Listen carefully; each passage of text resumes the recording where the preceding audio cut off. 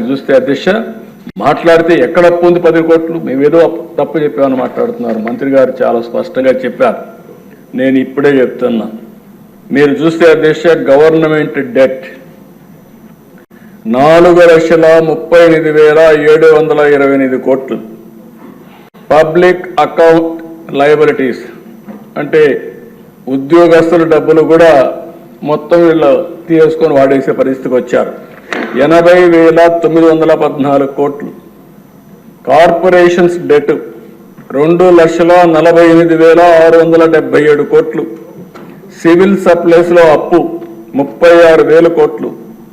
Due to power సెక్టర్లో వాళ్ళకి ఇవ్వాల్సింది 34,267 కోట్లు.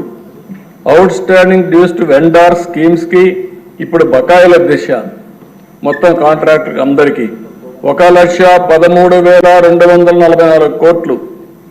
అదే మరి ఉద్యోగస్తులకు ఇవ్వాల్సింది ఇమ్మీడియట్గా 21,980 కోట్లు. Non contribution of sinking fund కింద 1,191.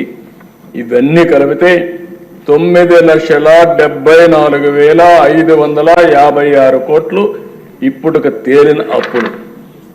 ఇంకా తవ్వితే ఎంత వస్తుందో నాకు తెలియదు. నేను ముందే చెప్పా, ఓసారి దివాలా తీసామంటే అందరూ వస్తారు, మాది కూడా ఉందని. కానీ అది చెప్పడం లేదు కాబట్టి గుమ్మలంగా ఏం చేయాలో చేసే పరిస్థితికి వచ్చా. ఇది కాదని ఎవరన్నా అంటే రండి, లెక్కలు చూపిస్తా. ఆ లెక్కలు చూసిన తర్వాత గుంజీలు తీస్తా. భాషానుకోవద్దండి, ప్రజా జీవితాన్ని దుర్వినియోగం చేయొద్దండి. పిల్ల చేస్తలు వద్దు. లెక్కలు లెక్కలే. ఈ లెక్కల్ని ఎవ్వరు ఏమీ చేయలేరు. గవర్నమెంట్ దగ్గర మీరు అకౌంట్ దాచిపెట్టారు.